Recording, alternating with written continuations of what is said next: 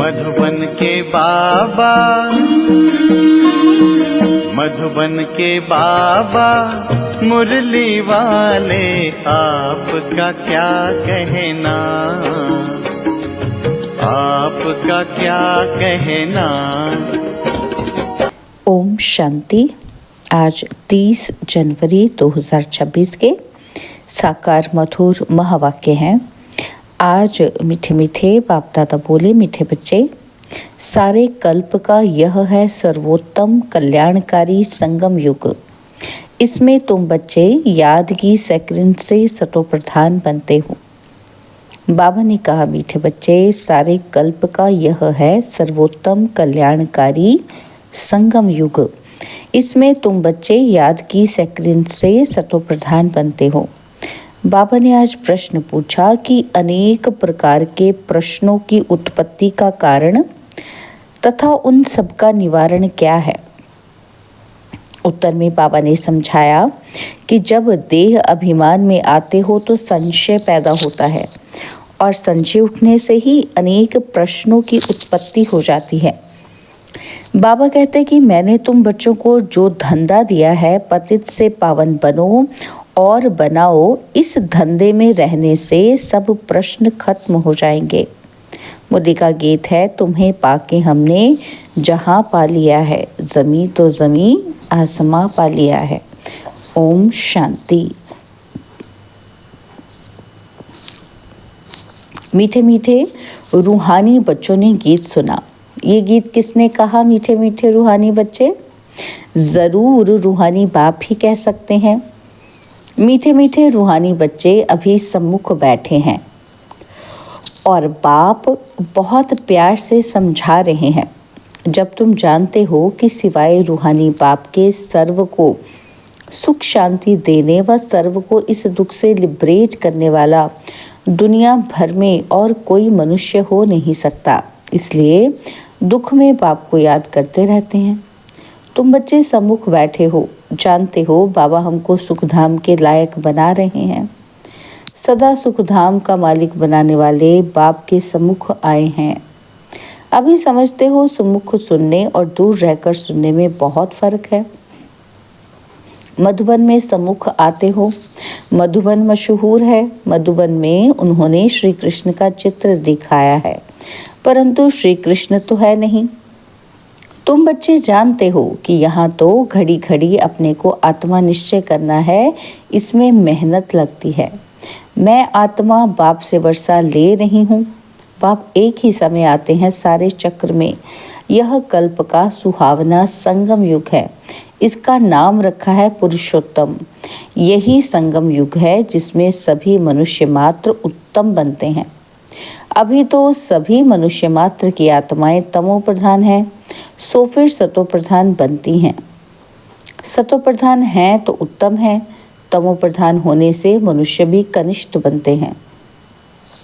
तो अब बाप आत्माओं को सम्मुख बैठ समझाते हैं। सारा पाठ आत्मा ही बजाती है, ना कि शरीर। तुम्हारी बुद्धि में आ गया है कि हम आत्मा असल में निराकारी दुनिया व शांति धाम में रहने वाले हैं। ये किसी को भी पता नहीं है, न खुद समझा सकते हैं।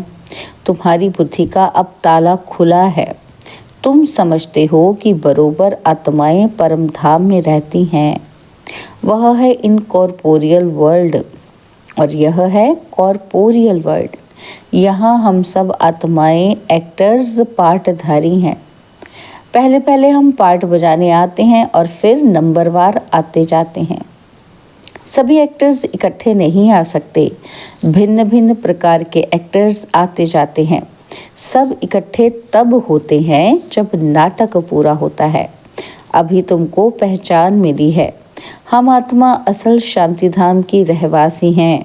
यहाँ आते हैं पार्ट बजाने। बाप सारा समय पार्ट बजाने नहीं आते हैं। हम ही पार्ट बजाते बजाते सतो प्रधान से तमो प्रधान बन जाते हैं। अभी तुम बच्चों को सम्मुख सुनने से बड़ा मज़ा आता है। इतना मज़ा मुरली पढ़ने से ही नहीं आता, यहाँ सम्मुख होना। तुम बच्चे समझते हो कि भारत गॉड गॉडेस का स्थान था, अभी नहीं है। चित्र देखते हो, था ज़रूर। हम वहाँ के रहवासी थे। पहले पहले हम देवता थे।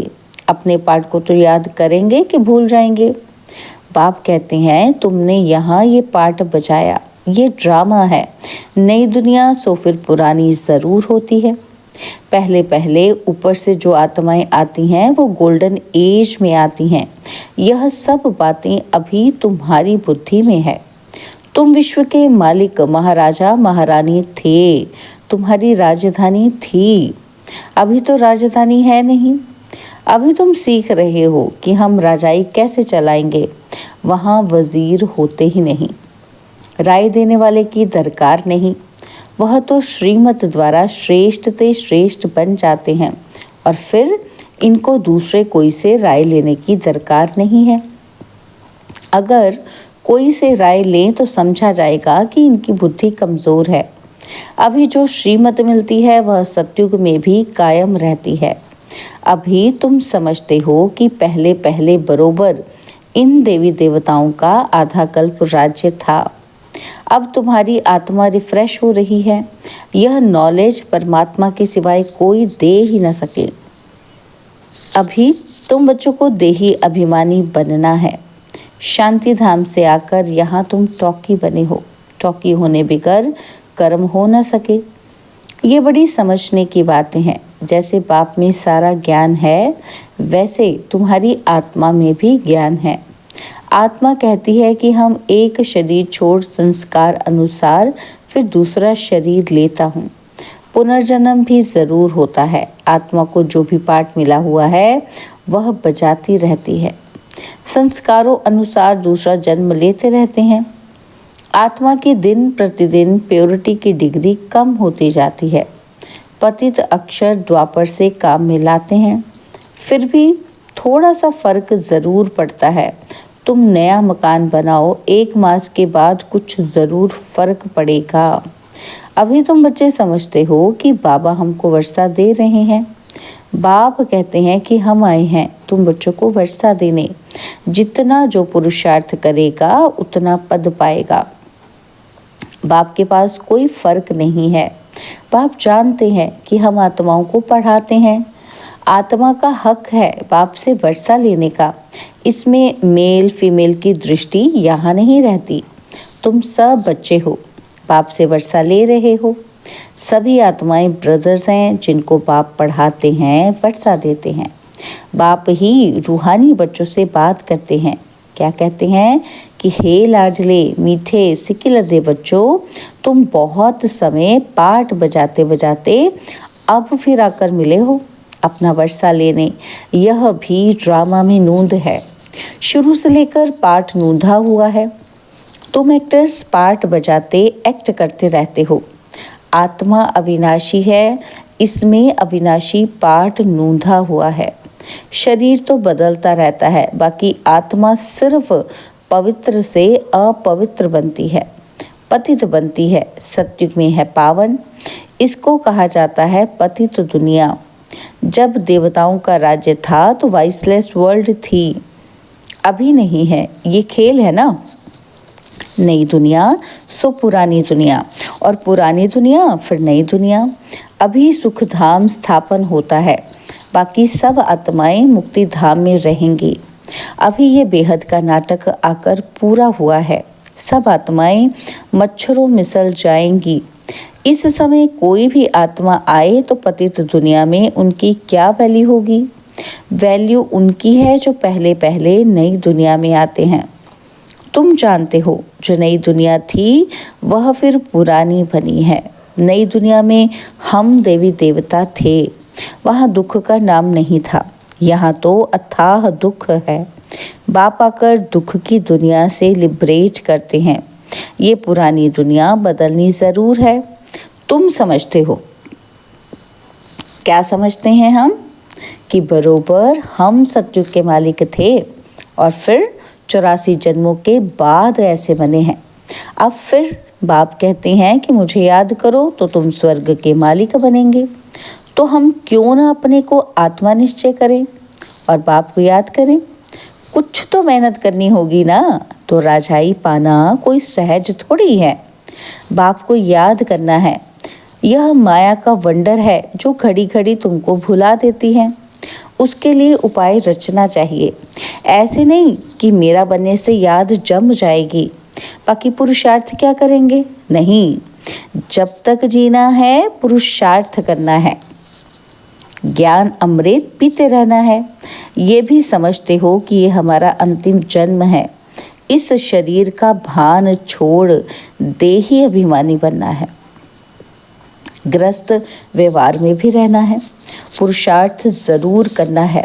सिर्फ अपने को आत्मा निश्चय कर बाप को याद करो। त्वमेव माता च पिता त्वमेव, त्वमेव बंधु च सखा त्वमेव। बाबा कहते ये सब है भक्ति मार्ग की महिमा। तुमको सिर्फ एक अल्फ को याद करना है। एक ही मीठी सैक्रीन है और सब बातें छोड़ एक सैक्रीन को याद करो। अभी तुम्हारी आत्मा तमो प्रधान बनी है। उनको सतो प्रधान बनाने के लिए याद की यात्रा में रहो। सबको यही बताओ, बाप से सुख का वर्षा लो। सुख होता ही है सतयुग में। सुख धाम स्थापन करने वाला बाबा है। बाप को याद करना है बहुत सहज, परंतु माया का ऑपोजिशन बहुत है। इसलिए कोशिश कर मुझ बाप को याद करो तो खाद निकल जाएगी। सेकंड में जीवन मुक्ति गाया जाता है। हम आत्मा रूहानी बाप के बच्चे हैं, वहाँ के रहने वाले हैं। फिर हमको अपना पार्ट रिपीट करना है। इस ड्रामा के अंदर सबसे जास्ती हमारा पार्ट है। सुख भी सबसे जास्ती हमको मिलेगा। बाप कहते हैं तुम्हारा देवी देवता धर्म बहुत सुख देने वाला है और बाकी सब शांति धाम में ऑटोमेटिकली चले जाएंगे। हिसाब किताब चुकतू कर, जास्ती विस्तार में हम क्यों जाएं? बाप आते ही हैं सबको वापस ले जाने। मच्छरों सदृश सबको ले जाते हैं। सत्युग में बहुत थोड़े होते हैं। ये सारी ड्रामा में नूंद है। शरीर खत्म हो जाएंगे। आत्मा जो अविनाशी है वह हिसाब किताब चुकतू कर चली जाएगी। ऐसे नहीं कि आत्मा आग में पड़ने से पवित्र होगी। आत्मा को याद रूपी योग अग्नि से ही पवित्र होना है। योग की अग्नि है ये। उन्होंने फिर नाटक बैठ बनाए हैं कि सीता आग से पार हुई। आग से कोई थोड़ी पावन होता है। बाप समझाते हैं कि तुम सब सीताएं इस समय पतित हो, रावण के राज्य में हो। अब एक बाप की याद से तुमको पावन बनना है। राम एक ही है। अग्नि अक्षर सुनने से समझते हैं कि आग से पार हुई। यहाँ योग अग्नि और कहाँ गए? आत्मा परमपिता परमात्मा से योग रखने से ही पतित से पावन होगी। रात दिन का फर्क है। हेल में सब सीताएं रावण की जेल में शोक वाटिका में हैं। यहाँ का सुख तो काग विष्टा के समान है। भेंट की जाती है। स्वर्ग के सुख तो अथाह हैं। तुम आत्माओं की अभी शिव साजन के साथ सगाई हुई है तो आत्मा फीमेल हुई ना। शिव बाबा कहते हैं सिर्फ मुझे याद करो तो तुम पावन बन जाएंगे। शांति धाम जाए फिर सुख धाम में आ जाएंगे। तो बच्चों को ज्ञान रत्नों से झोली भरनी चाहिए। कोई भी प्रकार का संशय नहीं ले आना चाहिए। देह अभिमान में आने से फिर अनेक प्रकार के प्रश्न उठते हैं। फिर बाप जो धंधा देते हैं वो करते नहीं हैं। मूल बात है हमको पतित से पावन बनना है। दूसरी बातें छोड़ देनी चाहिए। राजधानी की जैसी रस्म रिवाज होगी वो चलेगी। जैसे महल बनाए होंगे वैसे बनाएंगे। मूल बात है पवित्र बनने की। बुलाते भी हैं कि हे पतित पावन आओ, और पावन बनने से सुखी बन जाएंगे। सबसे पावन हैं देवी देवताएं। अभी तुम 21 जन्म के लिए सर्वोत्तम पावन बनते हो।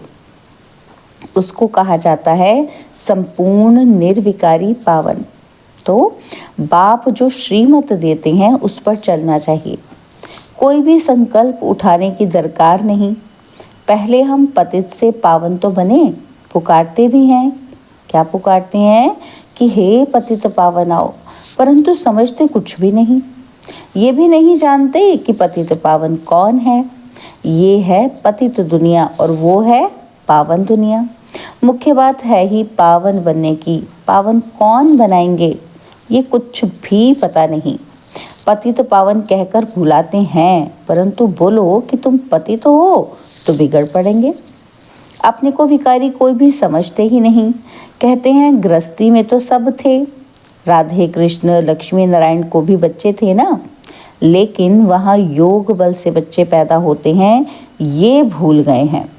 उनको वाइसलेस वर्ल्ड स्वर्ग कहा जाता है और वह है शिवालय। बाप कहते हैं पतित दुनिया में एक भी पावन नहीं। यह बाप तो बाप, टीचर और सतगुरु है जो सबको सदगति देते हैं। वह तो एक गुरु चला गया तो फिर बच्चे को गद्दी देंगे। अब वो कैसे सदगति में ले जाएंगे? सर्व का सदगति दाता तो है ही एक। सतयुग में सिर्फ देवी देवता होते हैं, बाकी इतनी सब आत्माएं शांति धाम में चली जाएंगी। रावण राज्य से छूट जाते हैं, बाप सबको पवित्र बनाकर ले जाते हैं। पावन से फिर फट से कोई पतित नहीं बनते हैं, नंबरवार उतरते हैं और सतो प्रधान से सतो रजो फिर तमो में। और बाबा कहते तुम्हारी बुद्धि में 84 जन्मों का चक्र बैठा है। तुम जैसे अब लाइट हाउस हो, ज्ञान से इस चक्र को जान गए हो कि ये चक्र कैसे फिरता है। अभी तुम बच्चों को और सबको रास्ता बताना है। सब नैयाए हैं और तुम पायलट हो, रास्ता बताने वाले। सबको बोलो कि बाप कि आप सुखधाम और शांति धाम को याद करो, कलयुग दुख धाम को भूल जाओ। अच्छा, मीठे मीठे सिकिलदे बच्चों प्रति माता पिता बाप दादा का याद, प्यार और गुड मॉर्निंग। रूहानी बाप की रूहानी बच्चों को नमस्ते। हम रूहानी बच्चों की रूहानी बाप दादाजी को दिलवा जान सिकवा प्रेम से नमस्ते।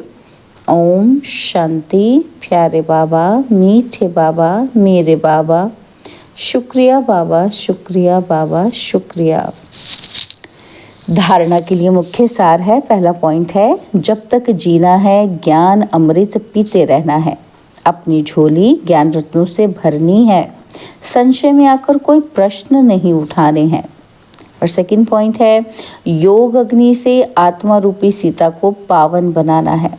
किसी बात के विस्तार में जास्ती ना जाकर देही अभिमानी बनने की मेहनत करनी है।